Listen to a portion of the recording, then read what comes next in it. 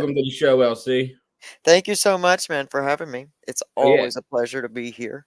yeah. I've been on yours a bunch of times, so I figured Yeah. I'd have you on the new show now that I started rolling with this new show. Well, congratulations on that, man. It's Thank it's you. it's it's very, very interesting. I always support what all the things that you come out with. I always find enjoyment in them. So keep going Yeah, and keep doing it. yep. I still got my MJ show for addiction and recovery, Good deal. and I was finding that some addiction and trauma go hand in hand, right? Yeah. And there's only so much trauma I can dive into on addiction and recovery one. Sure. So I started this one where you can kind of do a deeper dive on trauma and, touch on recovery, but it not be the main focal point. And that's Yeah. kind Yeah. of the idea behind it. And there was a lot of people that reached out to me and they're like, "Hey, I want to be on your show, but I'm still in active addiction." Mm, And that's I was important. like, "But the problem is the first question I ask is what's your recovery date?" Yeah. Yeah. you Yeah. know and Right. so it's hard for me to have people still in active addiction on a recovery show. Sure, sure. It leaves you in a space to feel kind of contradicted on what you do. And so I love that you've opened something up like this. I mean, it's very, very smart, and because I think that it's important even to the recovery community and journey for us to be able to still witness someone there, because we can't, it's easy to get some time away from that space, and almost, if you're not in 12 step and you're not in constant contact with the community, it's easy to kind of lose faith of where you were. And to see somebody like, this is what we're fighting for. We're fighting for that person still in addiction. We're fighting for that person that thinks that the darkness, that there's not any way to get in any light. And that's what we're doing all this for. So I commend you for that. Yeah, Thank it's you for doing it's it. a different way of having people on here now, It's and beautiful. to be able to have a conversation and not have to alienate a whole group of people who want to Sure. tell their story. Absolutely. And since this is unlicensed therapist, it gives people a chance to have a therapy session for an hour and kind of go into all the reasons why they're in addiction actively. Sure. Sure. So that some people were like, "Oh, my, kind of hurts my feelings that you want me to do a whole other show." I'm like, "Well, the first question I ask is what's your recovery date, and then the Yeah. second question I ask is, what was going on the day before." So Hmm. if you're in active addiction, you just took out my two pillars of the only two questions I had pre-planned at every single recovery episode. Or those are the two questions I pre-planned. Right, Besides, and so you specially created something for this whole other space, and yeah. great thing. Well, let's talk about you a little bit. I'll see. Where'd you grow up? I grew up in a small town called Bay Minette, Alabama, and I have to say half of that I spent in the town I'm in now, which is North Carolina, towards Southport, Wilmington area. Um, Okay. so half and half. Did you guys get hit bad with that storm? We got hit with the storms that came the week before. The one that was not expected was not a hurricane or anything. It just ended up being this flash flood. And that one really devastated our area. And then I think within 2 weeks later, we got Hurricane Helene, and she hit us, but she did not hit us as hard as she hit the mountains of our state. So, the Western North Carolina is our mountainous area. It's the Yeah. foothills of the Appalachians, and it was devastated by this. Yeah. Mother Nature is changing drastically along with us as humans. Yep. Um, Yeah, I so, lived in Durham for a year. yeah, okay, so that's right. We talked about that, I think, Yeah, on Central one of our North shows. Yeah, Carolina. Yeah. yeah, yeah. Great area, but the mountains got hit really bad. It's very devastating because I spent a lot of my time too in the mountains of North Carolina, because it was like these three places that I grew up in, because my grandparents had a home in Western North Carolina, so I would get to go spend summers there. Um, and so I call it home.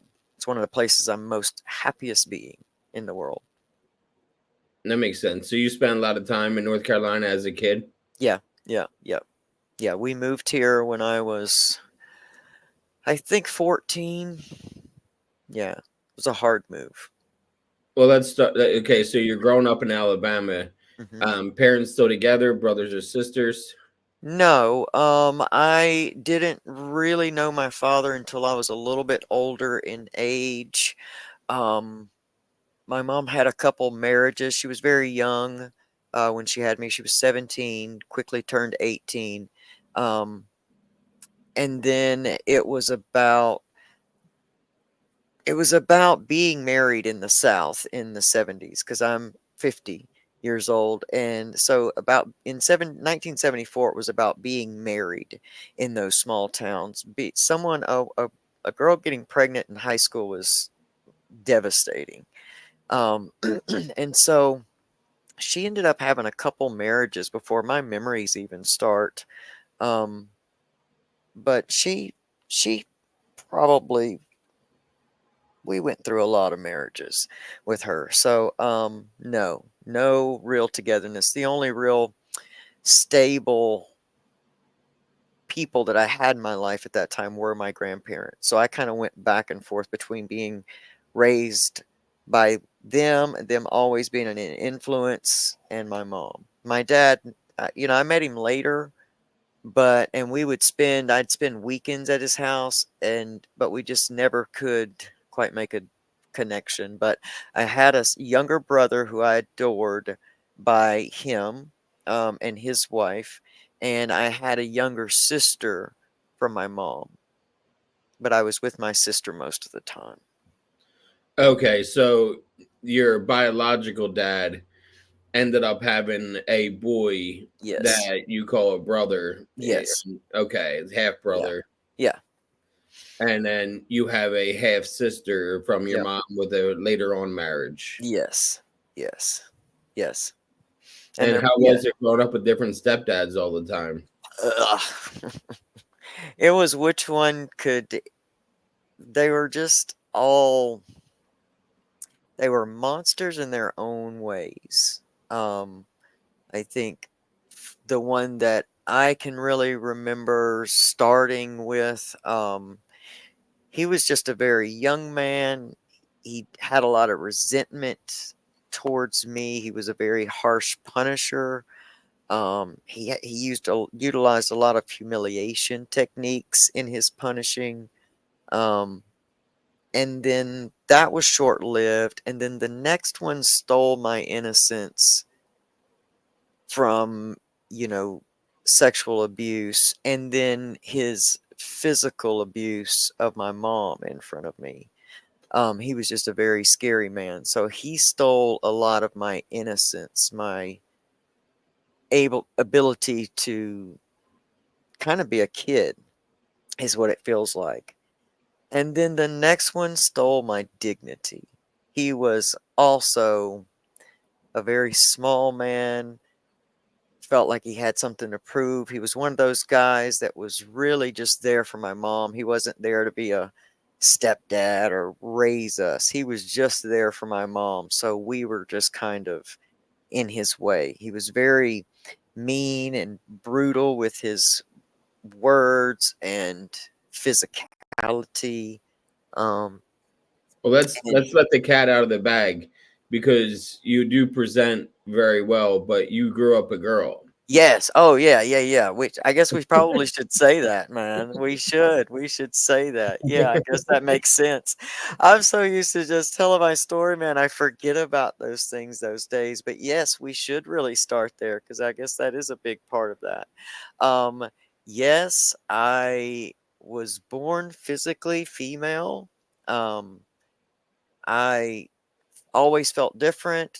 When I was 4 years old is when it was very solidified to me that I wasn't a boy. Because I just growing up thought I was, and so when I was 4, it became different, and I just knew that that wasn't right for me. I wouldn't find out till way later in life that I was actually born with a hormonal type imbalance. Oh gosh, what is it? Intersex. I was actually born intersexed but presented more female. And so when I was 44, I guess in my maybe fifth year of recovery, I began my gender transition. And so, yes, so all of those things under on all of that other part of the journey, this was always an underlying theme that, and I didn't know anything about, like being young. I never witnessed anyone who was transgender. I never understood that to be a thing. I didn't even really know the word. I just knew that I was different, and I always just ended up feeling like this real big void because I I was not able to live the life that I envisioned for myself. Um, and I never could really compromise that in order to do some of the things that I dreamt of doing. Like I always wanted to play sports. I was really good in sports when I was younger, when it didn't matter whether it was boy sports or girl sports. But when it became time for it to be, there was no option of playing on the boys' teams, then I would opt out of playing sports altogether because it was just meant so much to me not to compromise myself and how I felt. So I felt like I missed out on a lot of things. So there was always like this void of, this is what happiness is. This is what I envision for happiness. I want a wife and children and, all those things, but those things are never going to be available to me. And so, I just would try to mold a life around it. It wasn't until I spent a lot of time in my early recovery really working through a lot of the trauma that I experienced because I didn't want to well, let's say I didn't know that you could even transition your gender until the 90s, Yeah. until I heard Chaz Bono's story, and it pissed me off. I was so mad. I was so mad whenever I watched that story because I thought I wouldn't even want to know because that's never going to be possible for me. So I don't even want to know it's an option, because I thought you have to have all this, money and all these things to do that. And it's just never going to be possible for me. I'm not going to be able to, restart my life. The people in my life barely love me now. I don't want, can't test that. So, but when I came into recovery once, and this is just all I'll touch on recovery because recovery is such an important part of my story, but it's not the whole thing. But when I came into recovery, I didn't come in to be clean and sober per se. I knew that there had to be a change within myself. I had to start to look at the trauma that was within me. I had to start to open the wounds that I had spent so many years trying to numb. And I knew I was going to have to walk through those things. And I didn't want to even give gender transitioning a thought until I worked through all of that other stuff because I wouldn't want to be transitioning and wake up one day and realize that this was a trauma response from being molested or something. You know what I mean? That's why I always make it so clear to people when I do tell my story that this this realization that I had, this very visceral, my inside don't match my outside feeling within me came before the molestation. But I have done so much emotional and physical and spiritual healing in that area. I wanted to make sure that was done first. And then the transition, the way my gender transition began was it's like any deep spiritual feeling I've ever gotten when it was time to move on something, when I knew that it was something that was in alignment and it wasn't me just trying to force it. Because I'd done a lot of forcing in my life. I had done a lot of, oh, I'll be happy if I'm skinny. Because I used to be very overweight. If I were skinny, that'll make me feel better. That'll solve everything. And I went through drastic means to do that.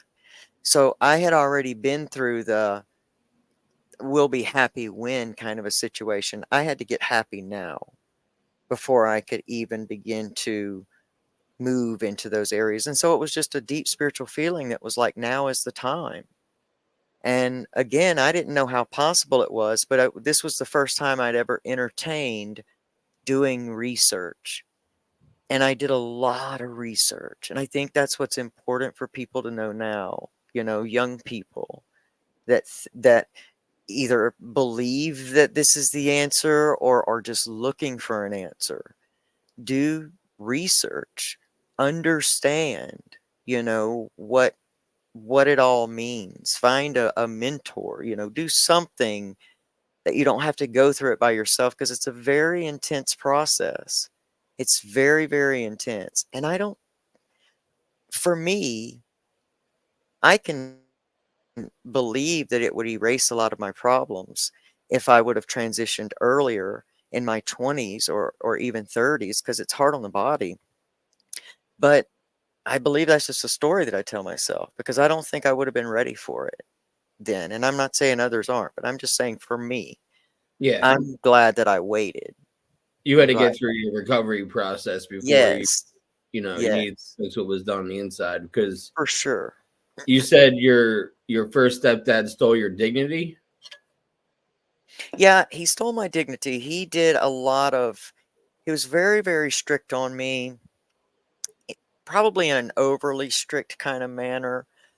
Um, and when he would punish me, he would call me to him to spank me for the slightest infraction.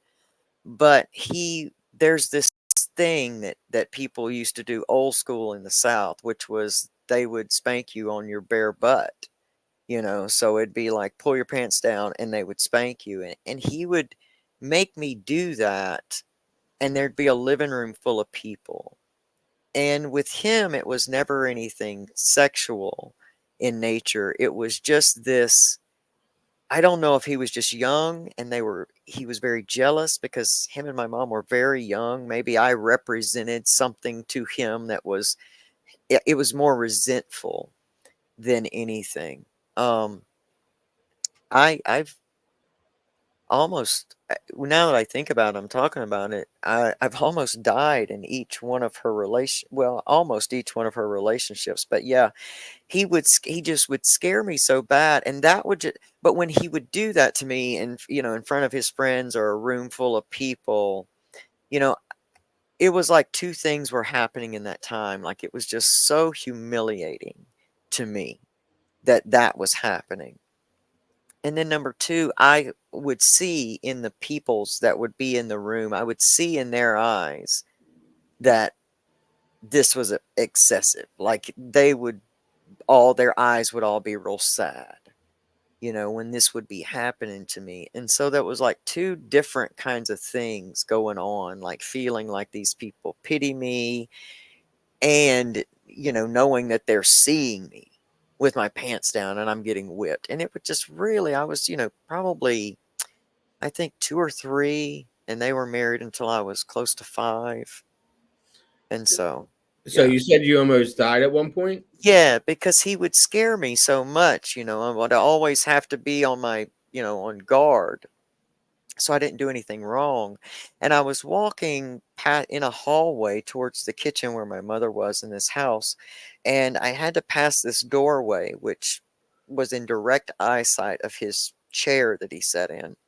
And I remember I had this candy in my mouth, and when I walked by, I locked eyes with him, and he just looked at me so angrily that it scared me, that I had maybe done something wrong, that I inhaled quickly, and the piece of candy went down into my throat. And so, luckily, there was a man there that I've been told I called Uncle Lou, and I have a vague memory of him, but I guess he did the Heimlich maneuver on me, and they almost didn't get me back. So that was the second time that I almost died. The first time was in a house fire I think before I was even 1. And so, Oh, okay. So I didn't know about the house fire. We never talked about that. Was that yeah. with when she was with a different guy? That was she married my father pretty quickly. They were when it was found out they were pregnant, they were quickly forced to get married. And they were two 17-year-old kids that had just met. That was their first date. And so they were married, and my mom had, I guess, I don't know, she was trying to make tea or something. Someone had come over and she was trying to boil water for coffee, turned on the wrong burner, and the grease on the stove caught. And by the time she recognized that the place was, it was a very small little trailer. By the time she recognized the place was on fire, she couldn't get in. And my father and I were sleeping in the back bedroom. And so there's this magical story that I've been told all my life where this random man came out of the woods and went in and got me, and then went in and drug my father out to safety, and they got me breathing again, and then the man disappeared. So that's the story that my mom has told me all of my life. It's, So yeah, I mean, that is quite the story. He never yeah, saw him or heard from him yeah. again. But either way, it saved your life. It did. It did. It saved mine and my father's life. And she tells it with conviction. So, I believe in things of that nature, and she tells it with such conviction that I do believe it, Yeah. whether it to be a supernatural person, or just a person that was supernaturally in the right place at the right time, and made his exit. So either way, saved us. So you're 5 years old, and that's when you meet your dad number three.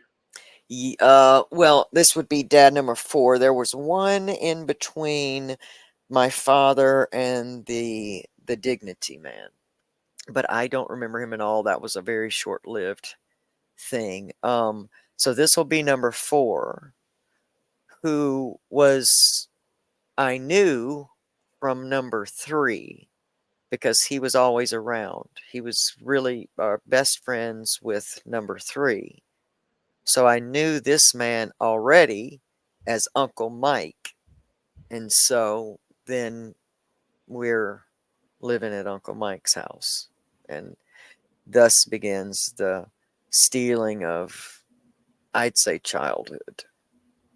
If I had to give it to one of them, I'd have to You say had it was, said stolen your innocence. yeah. And then you had said also molestation. How hmm old were you when that first occurred? I was 5. Well, I think I had just turned 6, because we moved there right before I turned 5. And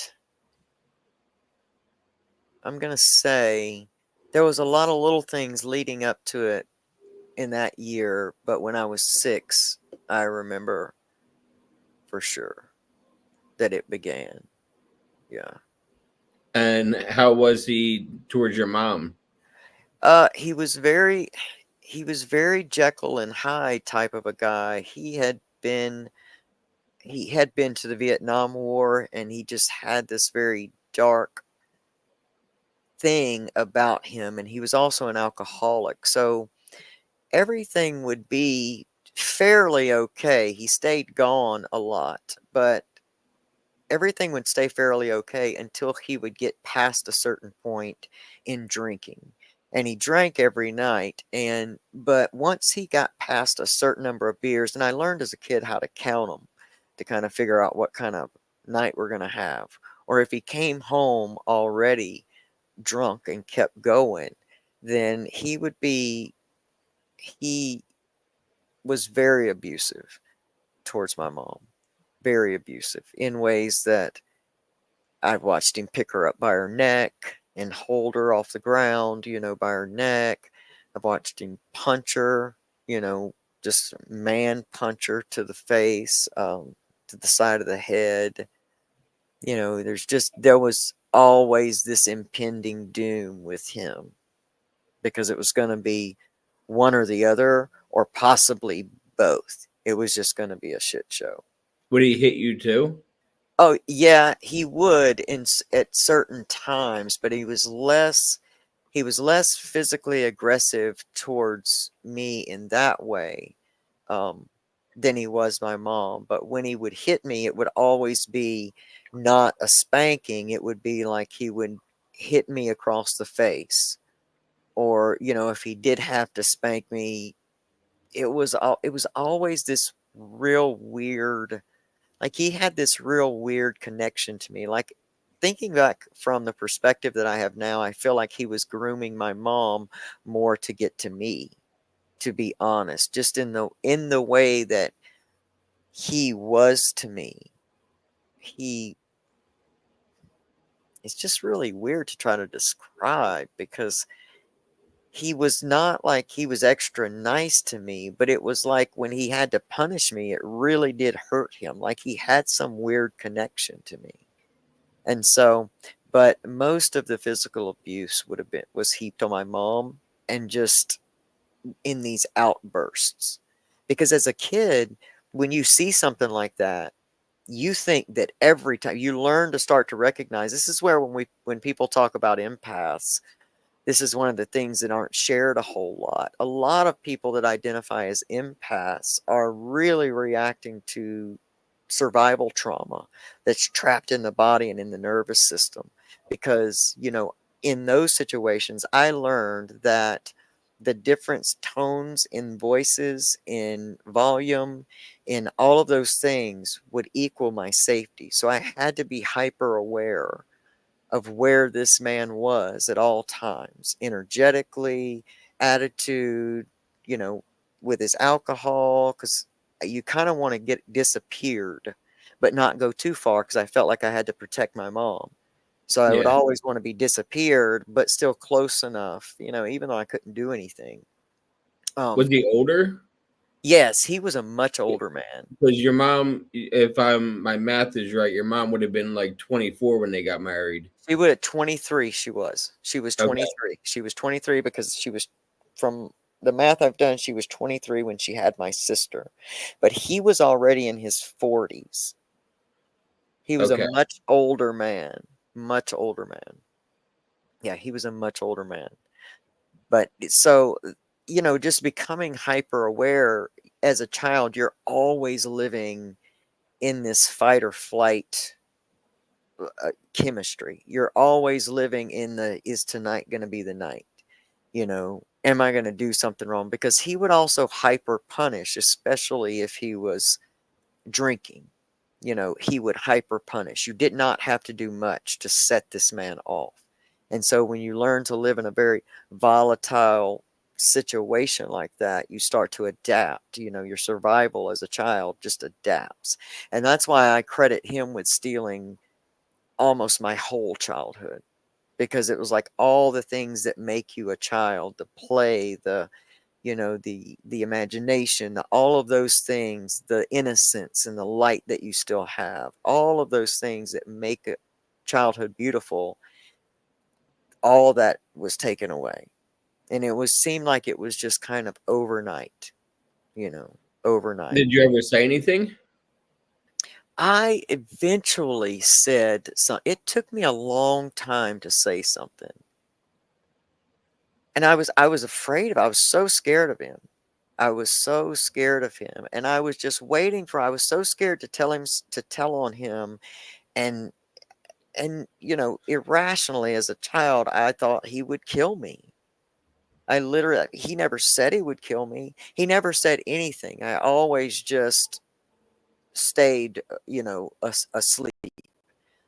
And so he never said anything to me until the incident we talked about on your last podcast that I was on. It was just who he was, as someone who was just sinister. Like this man was everything you would think that a movie character of someone who was a Green Beret and had been to Vietnam, and I think he had done some prison time in some military prison for, I from what I understood, was killing someone. And so I never really, as a child, knew the details, and I still don't. Never asked. But that was what I knew as a child. So I never said anything because I was so afraid, and I really wasn't sure what to say. They weren't talking about anything at school. I remember saying something when it first started. So I must have, well, I could have been right there at 6, but I was still in kindergarten. And so I think it was my last year in kindergarten, and it first started, and there was a lady that had us outside on the swing set, and I remember telling her, I remember saying to her, and she said, "What did you say?" And I told her again, and nothing ever happened. She never told anybody. She never advocated, or I didn't see anybody. I mean, it was back then. I mean, people just didn't, they weren't as available as they are now. I think that's some of the benefit of so many people speaking out, is that there's more advocacy for children at this point. There's Yeah. no way I would have had to say that twice in today's kindergarten class, you know? And Yeah, they're so, what are they called? What is someone called that has to report, mandated reporter? yeah, exactly, exactly. So, and that just came from the silence of my era, this the brave people that spoke up. And what ended up happening is, I might have been 11 years old, and there was a couple next door to us. It was kind of a young couple, and I knew that they were having this foster daughter live with them. I didn't know about this concept, and I was asking my mom, why, what is a foster daughter? And she was telling me, about that. And I said, well, why would someone get taken away from their parents? And I remember it being just a very shocking, kind of almost vulgar explanation. Um, but I don't think she necessarily meant it that way. But it was just a very shocking the way she told me it. Um, and it was only at that time that I kind of realized, oh, well, that's happening to me too. So there is something to tell. Like, I am supposed to tell. Like, this is, like, I'm going to have to tell. And if this kid was brave enough, and then it really scared me because, I never wanted to be taken away or go away from my mom. I felt this intense duty to protect her. I felt like her son, even though that's not how she saw me. That's what I felt like. And so I just felt this intense need to protect her. And then when my little sister came along, I felt this hyper intense need to protect her, because I thought, if he'll do this to me, he might do this to her. And I used to tell myself, well, he won't, because, she actually belongs to him, because I always felt like an outsider. I never was fully anybody's sibling or, child or whatever. So I always felt different anyway. But so I got hyper protective of her. So there was a lot that I did so that I didn't have to leave them, so that I didn't put my mom in a bad situation, so that, because she had tried to leave him, I thought that it was finally over one time. She tried to leave him, and I was so, extremely happy, so happy. And by this time, I started gaining a lot of weight, because once that happened to me, I started patting weight on myself, subconsciously trying to make myself ugly. Because all I had seen about what I felt like was happening to me was stuff on TV that was like people were in love or found each other attractive. And I thought, well, if I'm fat, maybe he won't like me. And I used to do a lot of eating my feelings. I mean, this is my 5, 6, 7 year old brain. So I had started gaining a lot of weight. I was a very chunky kid. Now I was getting hell about being a chunky kid, but I couldn't tell anybody what was going on. Um, but she had left him, but very quickly we were going back. And I was so resentful for her for such a long time for going back. But he had threatened to kill us and my grandparents and all of that if she didn't come back. So she went back under threat. So I think we ended up spending another year or so there. And then it got really bad. And then the last big blow up, when he really punched her, you know, that was just it. We finally got to leave, but we didn't get to leave without knowing he was following us, leaving bullets with our names on them in the mailbox every day. Us knowing he was a woodsman and a survivalist, always pictured him watching us from across the street in the woods because we were way out in the country in this big house with not very close neighbors, all by all by ourselves, just me and my mom and my sister in this large house. And because my grandparents went to the mountains, so it's a very scary time. So I think my mom actually married the next asshole, but for protection, to be honest, because it just got to be to where we would sleep in the hallways. She would say, "We're going to have a pajama party in the hallway," so that there were no windows if he shot through. So, you know, it's things like that that affect the human, the nervous system that, that is natural when you live at those type of heights So of an was there an incident like the fire and the choking? Was there an incident with him besides the molestation that you can think of? there was there was and I'm trying to remember like when it was. There were so many things that happened with him. Yes, pretty early on with him, I got mauled by a dog in the face, and I had to have plastic surgery. It was this whole thing. Um, he went through and killed all the neighborhood dogs, trying to avenge this bite from me. Yeah, that was a whole other massive time when I shouldn't have lived through The all of guy's that. a psychopath.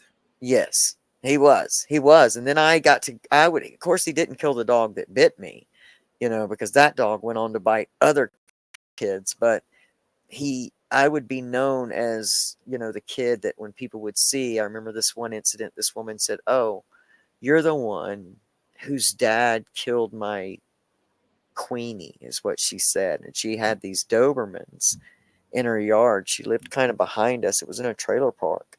And she had these Dobermans that were her prized possession. And I guess he killed them after that. Yeah. And so that explains, like, that's some of the psychotic behavior that he would exhibit that would just constantly leave you thinking, I don't know if I'm going to say, like, I can't say anything about this. It was such a twisted, Is he still alive? emotional. No, he died a few years ago. In fact, and he's my sister's father. Yeah. Um, but he died, I'd say 3 years ago. Now it's probably been 3 years ago, 2021, I believe, 2022 maybe. Yeah, and he reached. I would end up seeing him a couple times because my sister, this man had two sons from a previous marriage that were around my age. I was right in the middle of them.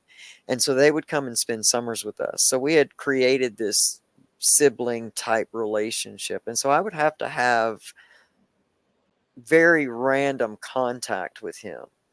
And it was just always really weird. There was never any admittance by him of what he had done or how it had impacted me.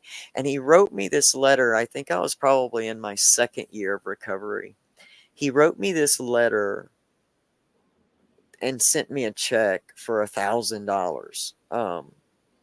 But he sent me this letter basically talking about how selfish addictions are and how selfish we are in our addictions. And basically it was kind of it was almost Like an amends? not even really. Like, to me, it felt completely the opposite because he never owned any part of it. Was all like, you know, it was almost an addiction shaming letter from a guy who used to be an addict. I don't know that he ever got help for it or anything, but it was just kind of this. He never owned any responsibility. He never said, "I'm sorry."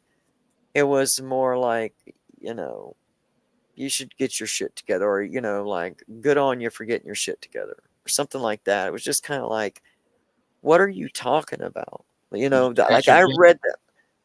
Fuck yeah, I cashed the check because it happened to come, you know, and I was at the time my son was a teenager and he was there with me when I got that letter and it was in a time that I had to look at him and I thought, if I didn't need to feed you, like if I didn't need this to feed you, man, there's no fucking way I'd cash this check. But I needed it. I had a family at the time, and so it was a very conflicting feeling within me, man. Like it was a really tough one of those. It was one of those dark night of the soul type of internal work that I had to do around that. And for a long time after that, because I just hated that I had to give him the satisfaction of cashing this little shitty check. But I I promised to always be there for my son. I changed my life for my son, and if it didn't matter what it took, there was something he needed, it got done, and that's how it had to be. But I wrote him a letter delivered by my sister um, before he died. Now, I don't know if he ever got the letter. I don't know if he ever read the letter, but it took me a good bit of time to write the letter. And it took me a lot to write the letter because I wrote it from so many different perspectives. I wrote it from the you stole everything from me perspective to the you know, a little more healed version perspective of empowerment. And then I wrote it just from a perspective of this is what it cost me. This is what your actions cost me. This is what I've done with it. And this is how I won't perpetuate this toxic, you know, like cross to bear. Like I won't continue to live in the traumas that that produced and pass any of those patterns, even the anger, all the stuff that comes from somebody's that emotional trauma. It's not always just recognized in shame. It has to be recognized in anger, in the ways that we form relationships with people. And I chose to be a chain breaker with all of that. And so that's basically what the letter that I constructed for his my dying wish for him to know was that was that Yeah. it cost me everything.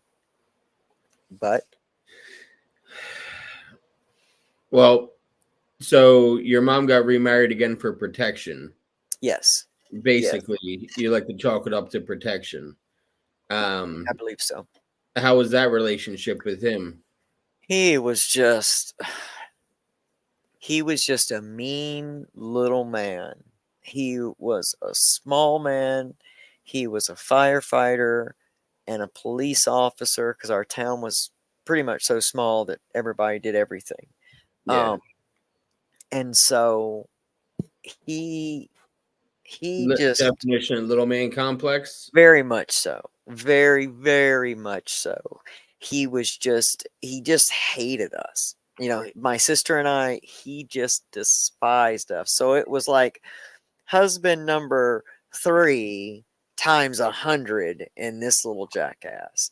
And he just came along at the time when I was turning into being a teenager. And I had made a decision after I watched that happen to my mom, with the last one, that there was never ever going to be another man put his hands on my mom because I was bigger now, you know, and I was overweight and I was very what you'd call very butch and very masculine.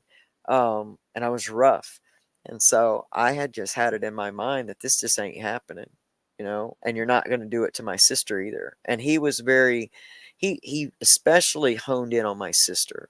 I think my sister paid a lot of the price for how people felt about her father, which is very unfair and which really still affects her to this day. But um, he had an especial hatred for her. And so I would constantly kind of stand in that gap. Once again, you learn how to read the room, you learn when to know what's escalating and when and how. And she was just too young to understand. You've got to squelter your voice. You can't don't express yourself and all those things that I had now learned, these trauma responses that I had learned. So I was constantly, having to get between him and my sister. And then there were a couple times when he kind of acted like he was going to lose control of my mom, that he and I would tie up together in fights. He was just a very demoralizing, like powder keg. You could just he could just be in a bad mood and just pick something that you've done walking across the room that was enough to just be a smartass. Or, and when you're a teenager, you just get to a breaking point with that shit. Especially if you've been living under these guys, and I'd sized him up so many times. I was like, I can take this fucker. Like, oh, sorry about that. You can curse on mine. This is a I live. You can curse since you can. I had it in my head, already. It was like, I can take this fucker. I'm tired of his fucking mouth, So it was like I would just go to him like that. So it was always volatile. And so and he would, thump you in the head. He was the one that started the "you're stupid, you're fat, you're ugly, you're never gonna be anything, you can't even do this, you can't do that." I mean, it was just a constant parade of this name calling and all the stuff that you think You of. think you think your mom married a cop just for protection? I do. I really think back that was basically her, that, because we were living in such fear, and it was kind of like there's this theme with my grandparents where they would bring you into the home for safety, and then it was almost like they would quickly abandon you. And so while they were there when we first got there, and that added a sense of security, they were very quickly gone, and they left in the heat of all of that those threats and the bullets and the all of that stuff. And so there was just this, like, I just remember, like, 6 months without even, almost a year without even sleeping at night, just being afraid to even go to sleep. And so, yeah, I mean, we met this guy once. I think she met him at the gas station. I guess in her opinion, he was a very good looking man. Um, and he came over one time, and then the next thing I know, my sister would have to go to her father's house, which is a whole nother story, because I used to go there with her just to make sure he didn't kidnap her or molest her. So I would go anyway, even though I didn't have to go. But oh gosh, what was I even saying about that? But so it was just in the height of the fear. It was, so we would go to our father's, and we come back home, and this man we've met once is married to our mom. And now everything, and we're still living in my grandparents' house, but all of a sudden he's making the rules. And it's like we go from just normal life to, you better get up, make your bed every morning, and you better, you're going to do this, and this, and I can't say we probably weren't lazy kids. We just stayed out of everybody's way. We just my sister and I both grew up separately in our bedrooms. We never came out. Um, so he was just a tyrant. He was just a tyrant about the dumbest shit. And so it was just an excuse to feel like he was in power of something. Picking a fight to pick a fight. Pick a fight to pick a fight. Exactly. Exactly. And I gave him a fight quite a few times, man. Quite a few times. Well, yeah, I mean, it's your trauma response Yeah. Yeah. is to pick a fight and to fight back and not be pushed around anymore, Yes. because this is what husband number 5. Yes. Yes. Yes. Absolutely. And that he'll end up being the reason that I just finally got to the point where I couldn't take it anymore. Puberty was happening to me, which was a really hard time for me because my body was developing, very female inside. It was like my body was fighting itself. And I was having a lot of problems with all of that because, my body was producing, not to my knowledge, my body was producing hormones because of the being intersexed that it was producing hormones that was basically fighting each other. So these times were exceptionally hard for me.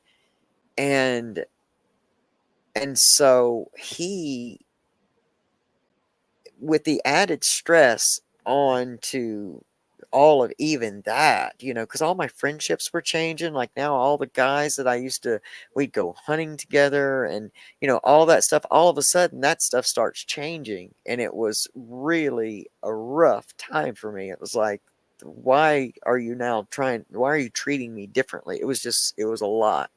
And then him on top of it, plus the past that I'd already been through. Went one night, and this is going to be a pretty morbid story, and maybe I should or maybe I shouldn't share it. He's dead now. You can share. But I remember I had just had it with him so much that I had, in the middle of the night, had gone into his. It sounds like a movie. Um, They made a movie out of this, but I stood there just with a hammer right on his side of the bed, and I'll never forget the tube socks he was wearing. That leg was sticking out from under the covers, and I just remember standing there going, my whole life would be better if this fucker would just stop breathing. And I was so angry, and I was angry with him that I could really feel like I could do it. But then I looked at my mom, and my mom was there, and it was just like, I can't do this to her. So then I turned inward on myself to where it's like, well, one of us got to go. And so we had gone as a family, as we do a lot in the summer. We had gone to the mountains to see my grandparents, and it was another thing. Like when I finally, said something to my mom about what was going on, being molested, it was just one of those moments where if I don't say this now, I'm never going to say it. And so I just said to my grandmother randomly, if I don't get away from here, if I don't get away from there, I'm going to either kill him or I'm going to kill myself. And I didn't leave from that trip. I didn't go back home from that trip.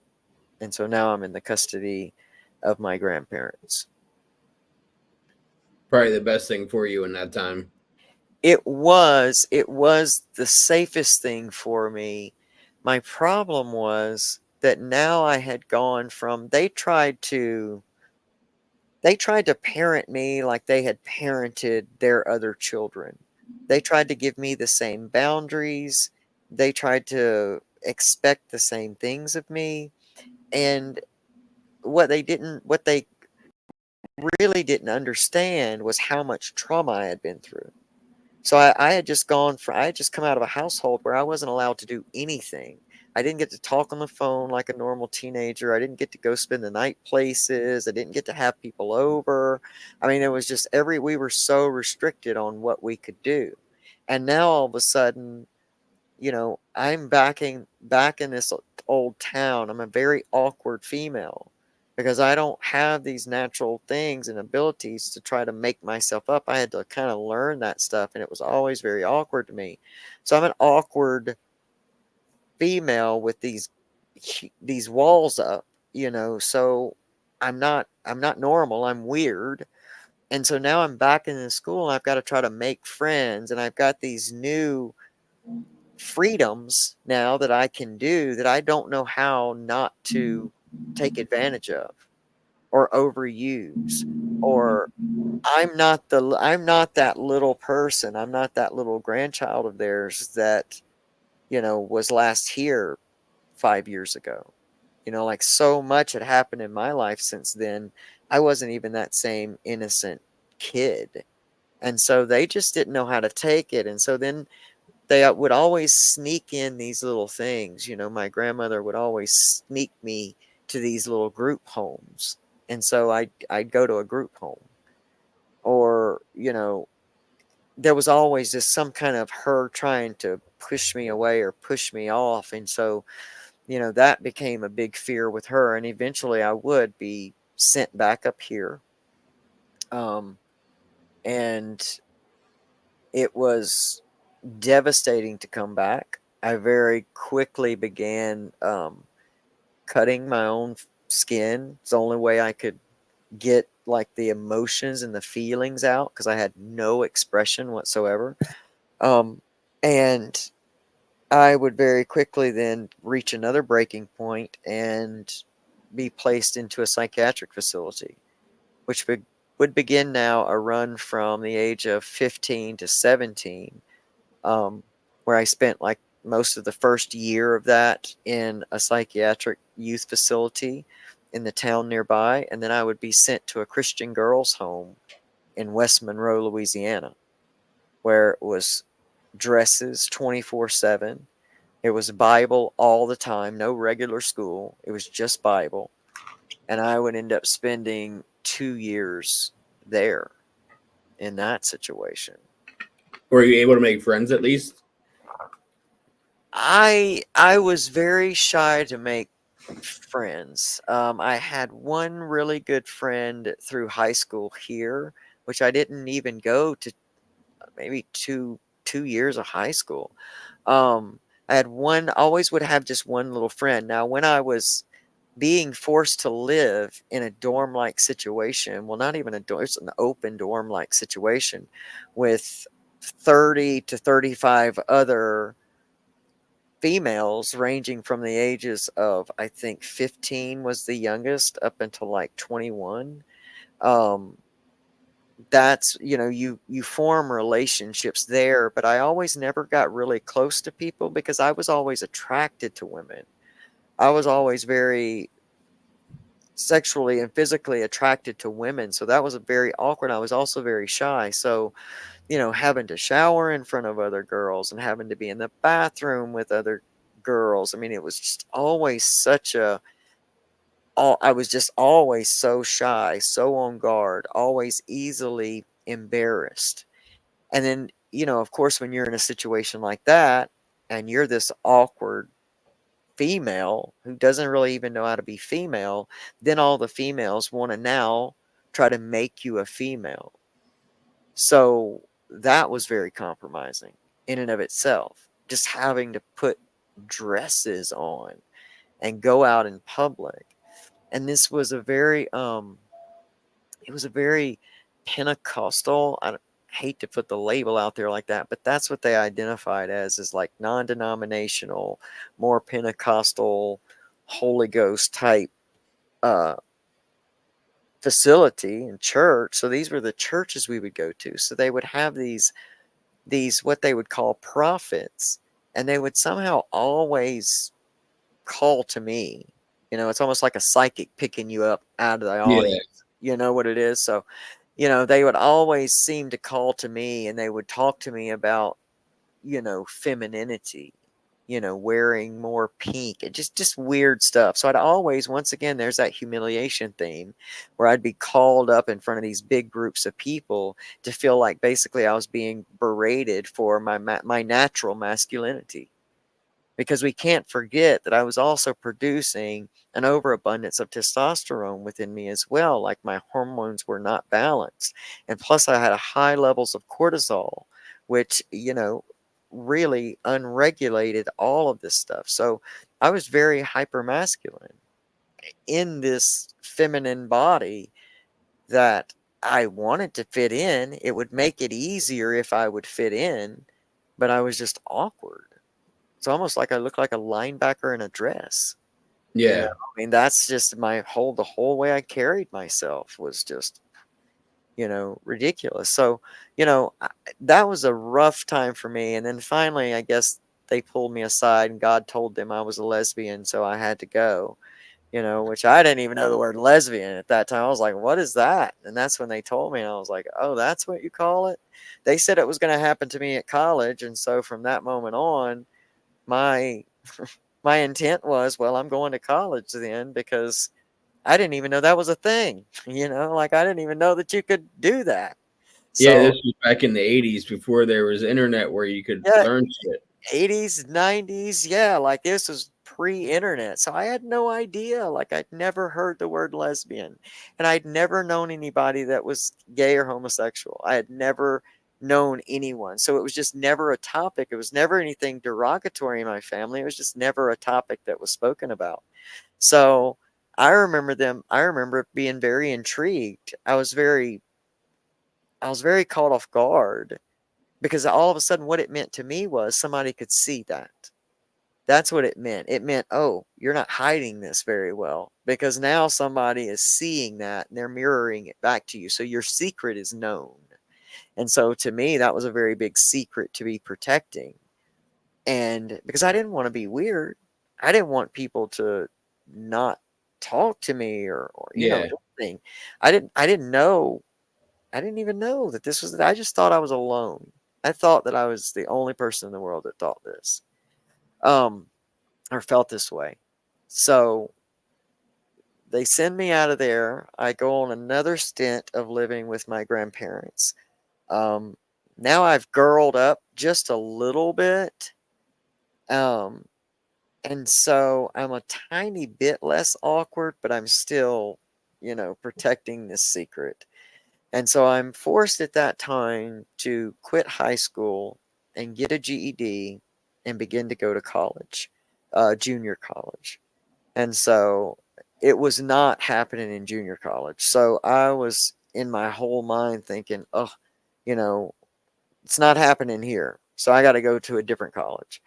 And so I went to a college that was about 6 hours away from home, and it happened there. But, in and of itself, that was still confusing because it was not Ellen coming out, 90s Yeah. yet. We're still in early 90s. So, it's still very, you can't just shout this from the rooftop. So that was a very confusing relationship because I was very, once I experienced this relationship, I knew exactly like, okay, I can live this way. I can sort of reach a pinnacle of happiness. I feel slightly more comfortable in my skin when I'm able to, to have part of my vision. So I thought I could compromise it and live that way and be happy. So I would just live my life gay and be happy. Um, but this was a girl who had been brought up very religious. So it would go back and forth between, you know, this feels right to we can't do this to I've got to date boys. So I've got to watch, now this person that, I feel like I'm in love with because it's my first Yeah. whole First love. experience. Yes. So, that was always, feeling that you're outside of the circle, you're outside of the box, and it's just like constant hurt and suffering. That seemed to be the theme of my life. And I really didn't think, even there I was so naive that I thought if I'm not with her, there's like no other person, like I'll never find anyone else. Like, it's like I barely found her. It's like, how am I going to ever find anybody else? Once again, I'm gaining even more weight. So I'm topping my weight off over 200 pounds. I was just 5'3". And I was very broad. So I was gaining, now I'm the big girl, with the other skinnier one. So it was just like constantly this attention that would be shown. And it was just so confusing. That's why I say I don't think I would have been ready to transition in my 20s. I don't think that I had what it took to face all that society gives. I mean, just going through all of that in the 90s helped prepare me for what society believes of transgender people. So it's not an easy existence. So I'm glad I didn't do it then, but I did have that very serious stomach surgery thinking, later on while I was young, if I get thin, I'll be happy because I'm always looking for happiness, outside of myself, always looking for happiness. So, that relationship eventually became an exclusive relationship, and we moved out to Texas together, San Antonio, Texas. And that's where I would end up having that surgery, and all of a sudden became attractive to women. So, that then became easier, and I went through a lot of relationships. But because of my trauma and because of the fact that I wasn't truly gay, I still felt different inside. I never could make those relationships last because I always would ask the question in all of these relationships at some point, if I were a man, would we still be together? If I ever changed into a man, would you still be with me? And the answer a lot of times was no. Not because they were bad people, not because they didn't care about me, but because they were lesbians. They weren't into men. Yeah.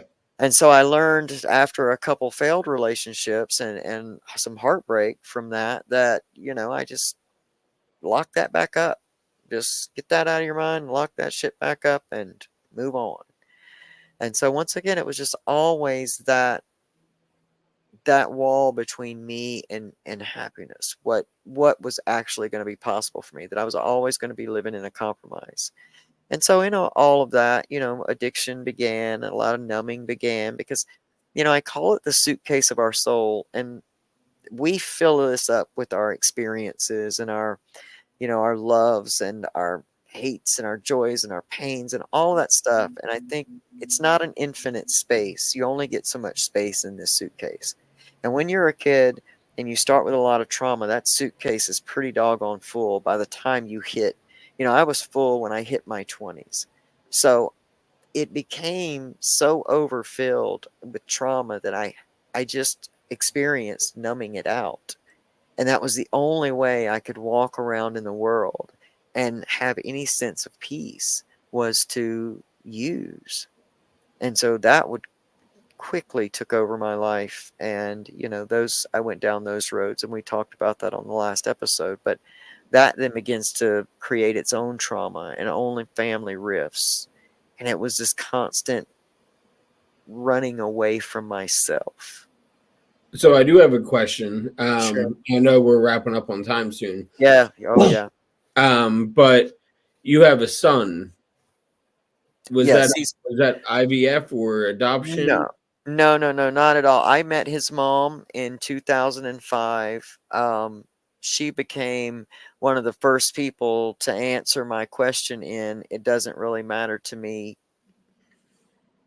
what," and she was my soulmate. She gave me a reason to fight, and she came with him, and he was 4, about to turn 5 at the time. Okay. And yeah, so I call him my son instead of my stepson because I don't feel like he's my stepson. I feel like he couldn't be more special to me, or he couldn't have more influence over my life if he shared blood with me.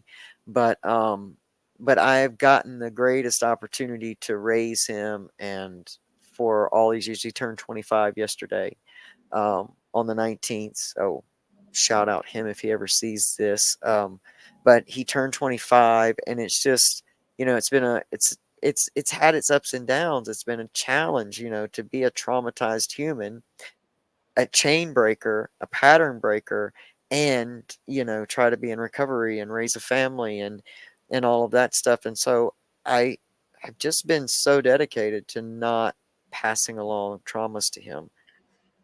So I did a lot of things different. Some of the things I did the same. A lot of things I've had to make amends for. Many things, many things I'm so proud of. I'm super proud of him as a human, as a man, as, just I couldn't be prouder of him. So yeah. Good. Well, that's awesome to hear. I'm glad that you are where you are right now. I mean, considering everything you've been through, all the changes you've had to make externally and internally, they're not easy crosses to bear. And plus, like, did your mom ever find love and a happy? She did. She did. Unfortunately, she lost him in 2018, and it's been quite an adjustment, because not everybody sees how trauma affects their lives. Um, and so it's been a struggle. It's been, amazing in ways. We all live kind of on a family compound together. She just had a major surgery. I'm very proud to see her stand on her own, for the first time in her life, but she did. She found love. She found a man that treated her well, treated my sister well, after the fact, and you know, he and I didn't always get along, but there was respect between the two of us by the time he passed away, because my life had changed in so many ways. He watched me do the work. He watched me do all the things that, we just spoke about, that you just so eloquently said. And, we had mutual respect before he passed away. It's a great loss to our family because it leaves me to step into a leadership role. And, it's tough for somebody with this type of trauma to do, you know, when you're still working on finding your own voice. Yeah. So, Well, I'm glad she had a happy ending, when yeah, it came to going through 5, 6 different guys trying to find the right one, yep, you yep. know, comes with its own trauma, whether you Yes, see it it or does. not. Yes, absolutely. It does. And it affects your everyday life in ways that we don't even really understand. So, shout out to anybody who, and I do want to take the opportunity to say this before we wrap up, that share all of this in these ways so that someone can understand, like, as much as you're standing in the dark, I've been in the dark too, and I wouldn't share my voice now if I didn't know that it was possible to find light within yourself, to work through those traumas and empower yourself to live a life that you love, to create a life you love. The saying for our podcast and the saying for my life is, we have to get up from our give up and create a life we love. And I know what it's like to be at the give up, to live at the give up day in, day out for multiple years.